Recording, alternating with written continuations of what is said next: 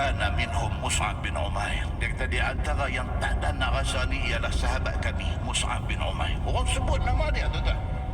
Orang sebut nama dia. Pasal apa? Pasal pengorbanan dia sangat dahsyat.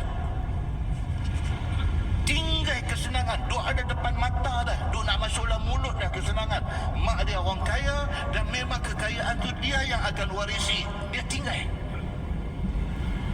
Kau nak dapat kesenangan selepas masuk Islam? Tak ada nak dapat kesenangan. Dia sudah syahid di dalam perang. Di antara yang tak ada rasa tu ialah Mus'ab bin Umair. Qutila yawma Uhud. Kata khabar, dia kata Mus'ab syahid ketika perang Uhud. Kita meniti cerita sedikit. Lam yatruk illa namirah. Hari dia mati syahid tu tak ada apa. Tak ada apa. Melainkan yang ada hanyalah satu namirah.